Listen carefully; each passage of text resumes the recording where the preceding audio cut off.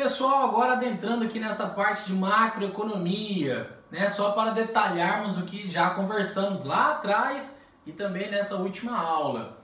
Bom, vamos lá, vamos entender então como é que é realizado a nossa relação do querido PIB. Olha ele aí, ó. Colocando ele até mais, ó, que gracinha, hein? Meu Deus, mais gordinho aí, mais parrudo, né? Não vou fazer, não vou pintar porque senão eu vou perder muita tinta. Vejam só, galera, o que é interessante aqui. Lembre-se que o PIB é a nossa renda total aqui, agregada, ou seja, ele vai pegar todo o componente de produção que um país possui. Olha só, ele vai depender de consumo, certo? Conforme nós já conversamos. Então, esse consumo aí é conhecido como o consumo das famílias, certo? E o consumo das famílias depende de uma relação de Y menos T. Aqui, esse Yzão, nós entendemos que é o PIB, é a renda total, renda agregada. Neste caso aqui, nós iremos avaliar como a renda familiar. Tudo bem? Se é o consumo das famílias, aqui nós temos a renda familiar. Vou trazer esse aqui para cá, certo? Olha só. Então, o consumo, ele vai variar conforme a renda, Y aqui é renda, menos o que você paga de taxas de imposto. Portanto, você só vai poder gastar aquilo, o líquido. Se você, vamos falar um exemplo bem grosseiro para a gente poder entender.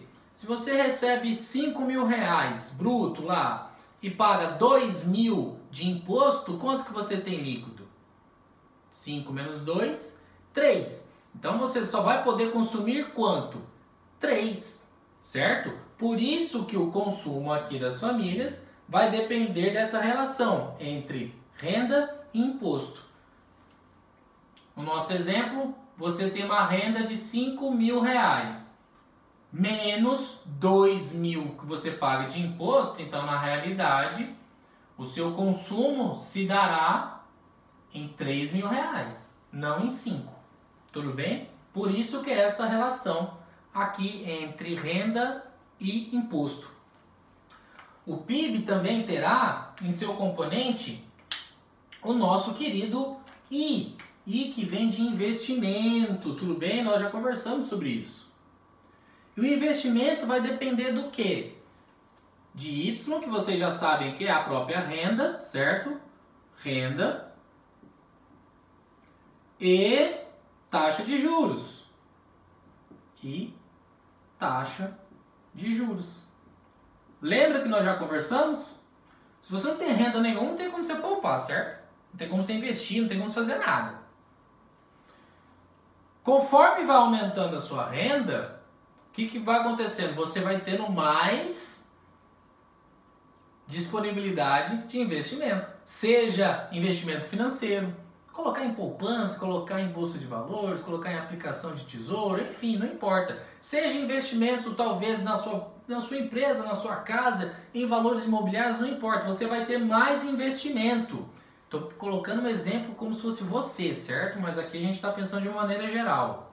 Pense só, uma grande empresa, se ela vai conseguindo mais renda, tá? Estou falando aqui uma empresa, se ela tem mais renda, o que ela vai fazer? Ela pode comprar mais terrenos, ela pode comprar mais maquinários, ela pode comprar mais ações de outra empresa como investimento, ela pode colocar mais dinheiro dentro dela, no patrimônio líquido, por exemplo. Percebe?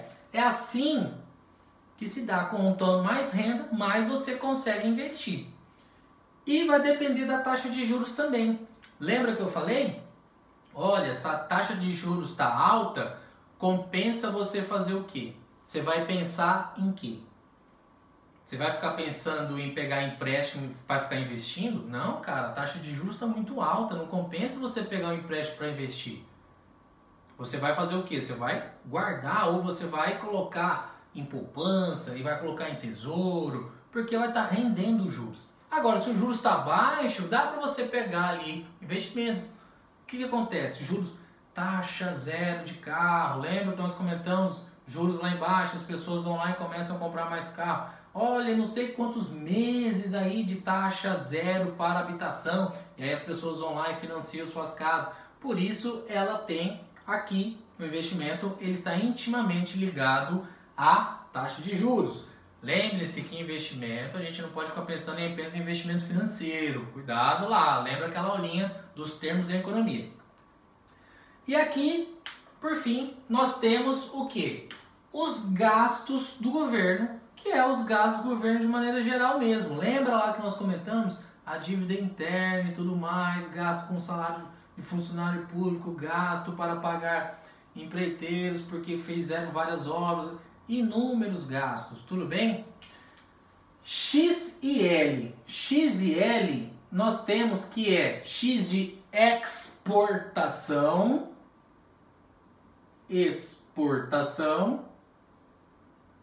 e L de importação, limportação, certo? Por que X menos L? Porque você vai querer saber o seu saldo, sua balança, para ver se ela é positiva ou não. Se você exporta mais do que importa, balança comercial favorável, certo? Você está vendendo mais do que comprando. Pense na sua casa.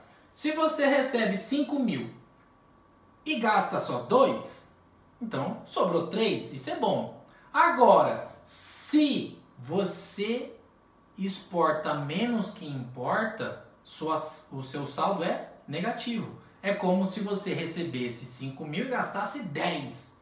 Então, você vai ficar com um déficit alto aí de menos 5 mil. Tudo bem? Então, portanto, a ideia é o quê? Exportar mais do que importar, para ficar com a balança comercial positiva. No entanto, no nosso caso, o que nós iremos ver?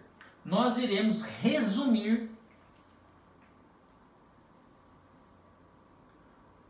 os dados aqui para o PIB simplesmente como Y é igual a PIB é igual renda total é igual a consumo mais investimentos mais gastos do governo, certo? Para facilitar o nosso entendimento. Mas percebam que todas essas variáveis, elas são elencadas, elas são analisadas para fazermos o cálculo do PIB. Tudo bem?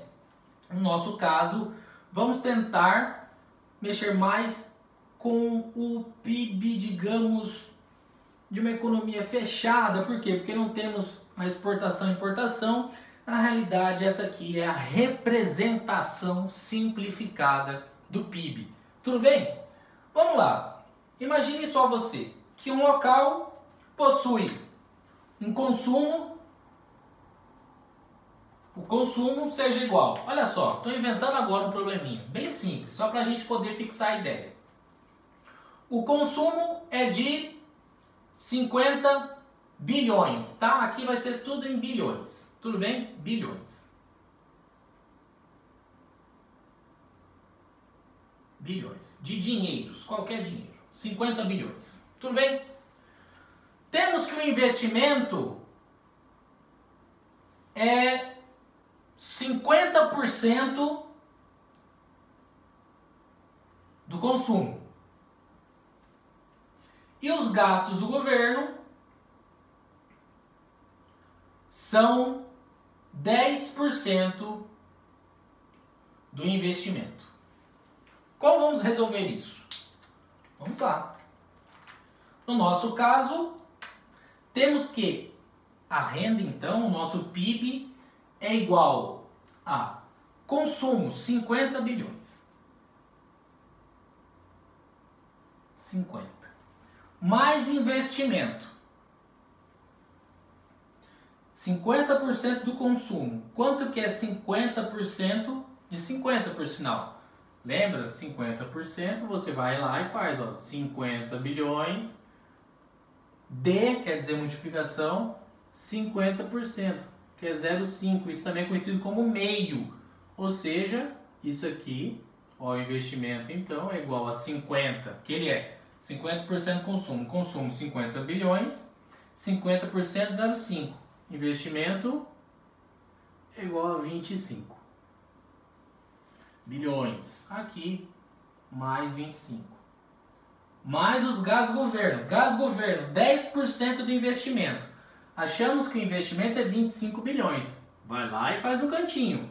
Gastos governo, 10% de 25 bilhões. Então, 0,1. 10% de 25 bilhões. Isso é igual a 2,5 bilhões. Então, mais 2,5. Você coloca aqui. Qual que é a ideia, gente? Sempre, primeiro os dados, traduza os dados, depois você traz para geral. Temos então que o PIB deste país aqui, fictício, é de 50 mais 25, 75. 75 mais 2,5, 77,5 bilhões de dinheiro, certo? Que eu não sei o que é, coloquei dinheiro qualquer aqui. Tudo bem, galera? Só para a gente fixar a nossa ideia, então, de PIB.